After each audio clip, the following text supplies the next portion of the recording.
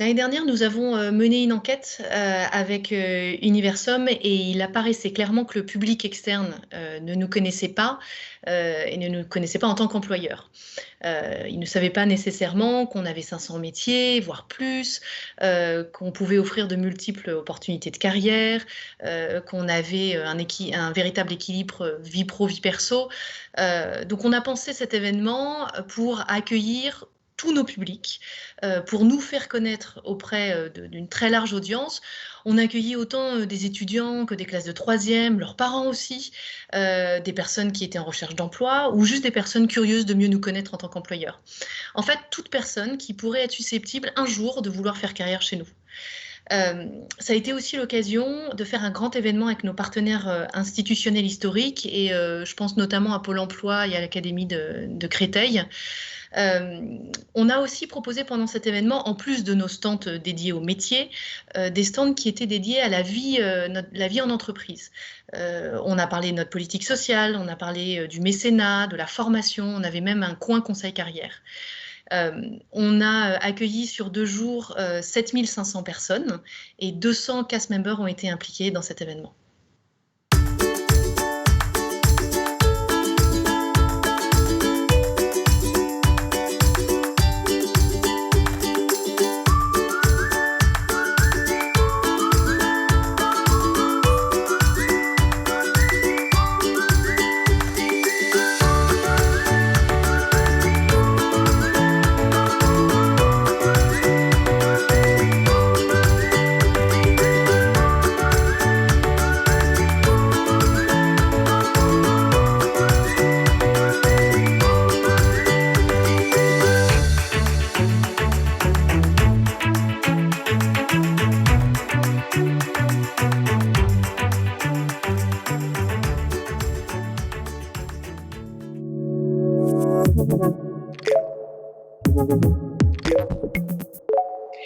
Donc pour réussir à démontrer que chez Disneyland Paris, on peut faire effectivement autre chose que simplement des jobs étudiants, participer à des parades ou devenir princesse, le pari qu'on a fait, c'est de rendre tangible justement la promesse employeur de Disneyland Paris, à savoir faire rêver, c'est un métier. Une promesse qui est au cœur de l'entreprise depuis des années et qui nous semblait particulièrement intéressante justement à incarner, à déployer de manière plus précise, plus concrète en fonction de chacun des métiers.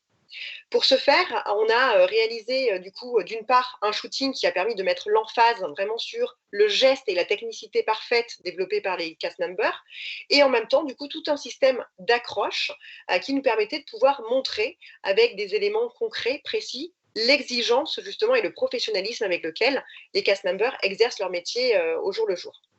En termes de déploiement, du coup, la campagne a été effectivement déployée sur l'ensemble de l'événement, donc à savoir déploiement sur les stands, habillage des stands, support de présentation pour l'ensemble des visiteurs. Et en amont de tout ça, nous avions aussi mené une grosse campagne de promotion d'événements avec de l'affichage, de la presse, évidemment du digital et aussi un peu de radio. Et finalement, une campagne qui nous a permis de générer effectivement plus de 7500 personnes présentes, et ce, alors même qu'on était en plein pendant les grèves.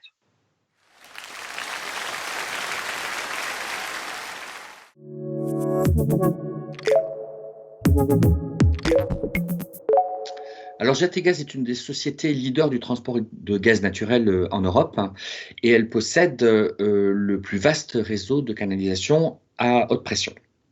Elle est un acteur majeur de la transition énergétique au service des territoires et nous développons et proposons des solutions énergétiques d'avenir, dont le biométhane, le bio-GNV qui est le gaz naturel véhicule pour les véhicules et le power to gas qui consiste à convertir l'électricité qui ne se stocke pas en gaz naturel qui, lui, peut se stocker. La transition numérique de l'entreprise est une des clés de notre succès et la direction du système d'information accompagne et favorise l'évolution de GRTgaz dans ce sens. Avec ce séminaire, nous avons souhaité permettre à 200 collaborateurs de la DSI de rencontrer des acteurs terrain de bien comprendre les métiers cœur de l'entreprise, de s'approprier les techniques gazières, mais aussi les innovations énergétiques territoriales dans une des régions pilotes de la croissance verte et de la transformation énergétique en France, qui est la région Pays de Loire.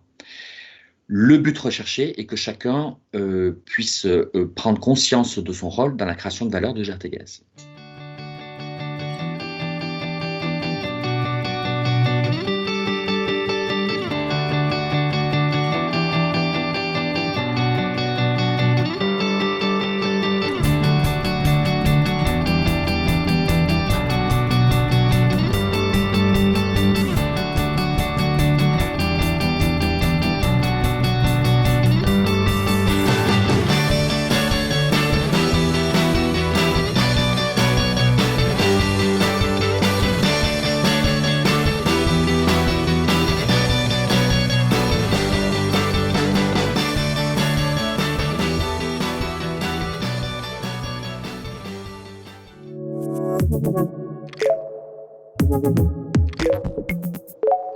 Alors, le premier facteur de succès, c'est qu'une Learning Expedition, c'est une vraie expérience immersive. Et les collaborateurs ont pu toucher du doigt sur le terrain les évolutions du métier et les innovations locales. Et ça, forcément, ça accroît l'appropriation. Deuxième facteur de succès, c'est que l'opération était à la carte. Chacun a pu construire son programme en amont, en fonction de ses besoins et de ses centres d'intérêt. Et ça, forcément, ça renforce l'implication de chacun. Le troisième facteur de succès, c'est que, on l'a bien senti, c'était un moment collectif très fort qui a généré une vraie énergie. Ça a mobilisé donc l'ensemble des acteurs. Et enfin, quatrième facteur de succès, c'est que c'était un moment véritablement joyeux grâce à la présence d'un comédien qui a prouvé qu'on pouvait associer des contenus très sérieux et de la détente. Voilà, et ces quatre facteurs ont permis d'assurer l'adhésion des 200 collaborateurs à cette opération.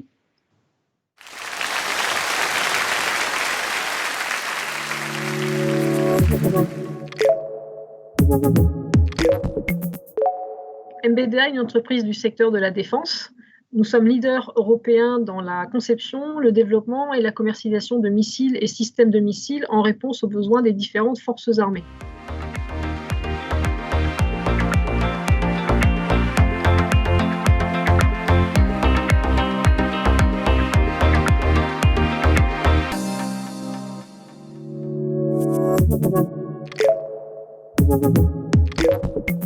Le MBDA Discovery Tour, en fait, est une action de relation école que nous avons mis en place avec l'accompagnement de l'agence WAC pour répondre à différents besoins de recrutement, notamment dans la population technicien.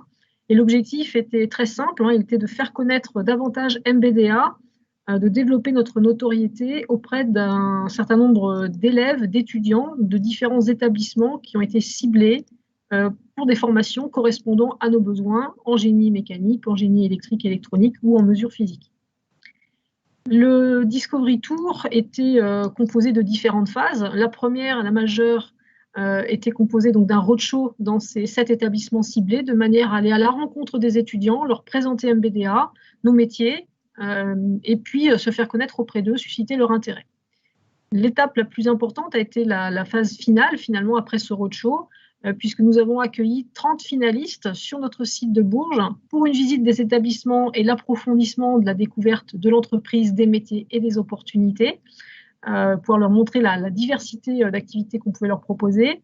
Et dans un deuxième temps, le deuxième jour, un challenge technique par équipe, où là, ils avaient à répondre à un cahier des charges, donc travailler en équipe sur ce projet et faire en sorte de présenter la meilleure hypothèse de produits qu'ils pouvaient imaginer.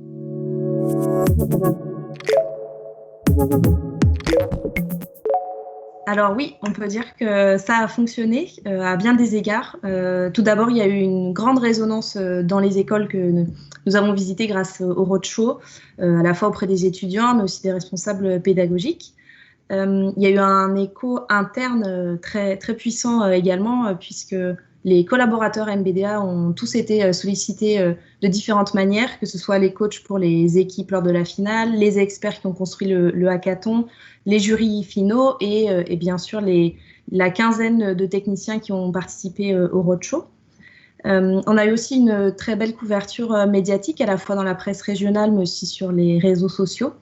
Et enfin, le nerf de la guerre, si j'ose dire, c'est les stagiaires qui ont pu intégrer MBDA directement post-finale. Donc, sur les 30 finalistes, 8 ont été pris en stage immédiatement et laissent présager des belles collaborations à venir, puisque 180 profils ont donc intégré maintenant le vivier de candidatures potentielles pour MBDA.